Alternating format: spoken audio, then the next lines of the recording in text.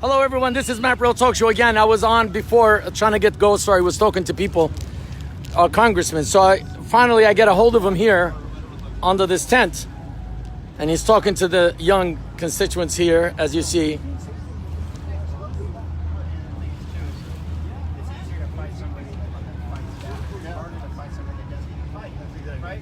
Well, Congressman Dr. Paul Gosar, I'm humbled, sir. I've always been, since the day my first interview with you, and now again for you to take the time. And we spoke earlier, brief. There's two questions I'd like to ask you, like on record. I was wondering is what is happening today, as Paul knows it, politically. We got still questions that abound, and more scrutiny coming about in Afghanistan. Yes. The debacle. I mean, leaving our men and women behind, people that helped us out in the war and terror for 20 years. We bailed on that, and then all our military. I mean, think about this. The $87 billion actually represents 95% of what we've given Israel for 75 years. Wow. 75 years. And think about this. There's no leverage by this administration with Taliban. We have China, You know, I did not know this number. Like, yeah, go ahead, sir. Yeah, so we got China, Russia, Iran, North Korea, all now going through these military pieces that we've left behind. You know, Black Hawk helicopters, arms, surface-to-air missiles. You know, they're a stronger force than even our ally Australia. That makes you really think about what just transpired. And then we're trying to pass a bill, a spending bill, $3.5 trillion, stacked with everything the progressives want, federalizing our elections to amnesty for anybody here in this country that needs it. And folks, that's not 10 million, that's not 20 million, that's closer to 50 million. So you want to change this country for forever, here's what's coming your way. Yes.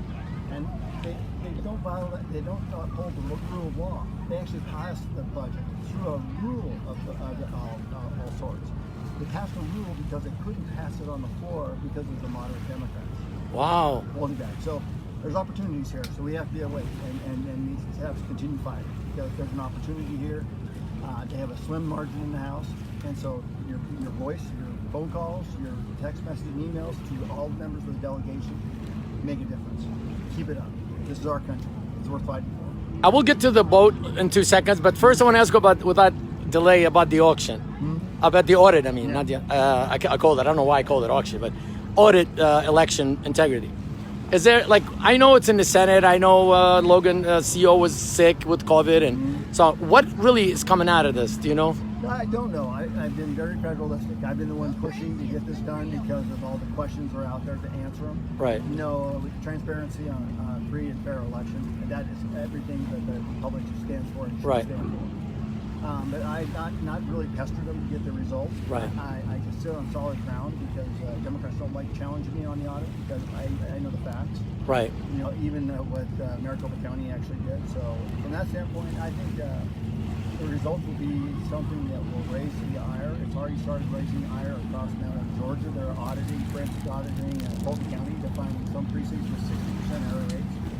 Now you're getting there preparing in Pennsylvania, Wisconsin, and Michigan. And in Michigan, you had a judge that ruled that anybody that voted because from anything other than legislative fiat is null and void. That eliminates over 400,000 ballots. So here we go. And when the results come out, we need to look at them, make sure that we convene the legislature in Arizona, and making sure that we have the rules and laws that are in place to work doing this again. And then if the numbers are such, we have to hold people accountable, and we have to do what the voters said. Donald Trump won. He needs to get to 11 electoral votes, and that's how a sovereign state works. We can't control any other state, but we can control this state. What do you say to the people in 2022? They say, well, we think the election has been rigged, God forbid, or whatever. Let's say, I have to say alleged because we're on the air. I don't want to get shut down right now. Right. The question is, what do you say to those 2022 right now and how far we've come? Well, you know, you can't have a fair election in 2022 until you get through 2020. That's Yes. what you have to have. And you have to, and the only way you can do that is by forensic video. Which is we are. There's debate about the machines, and that's not for me. Call me a liar. But go to the Democrats and their video called Kill Chain. It'll tell you everything you need to know.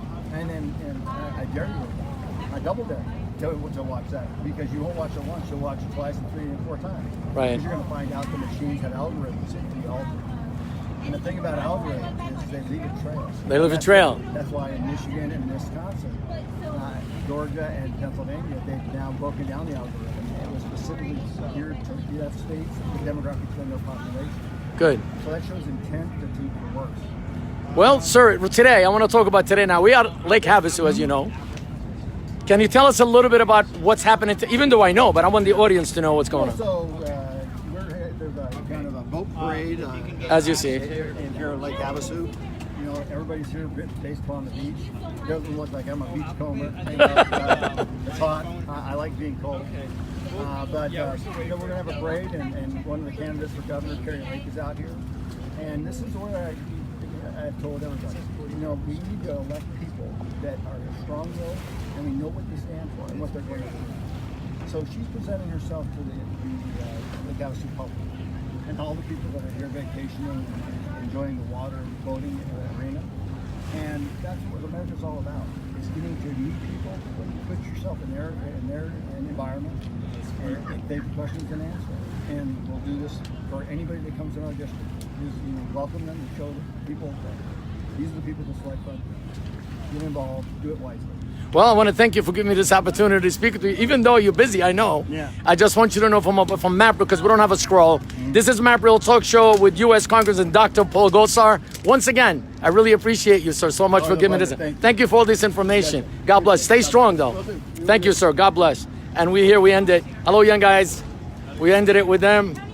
Good job. MAAP Real Talk Show with you here out on Lake Havasu. George Nemeh.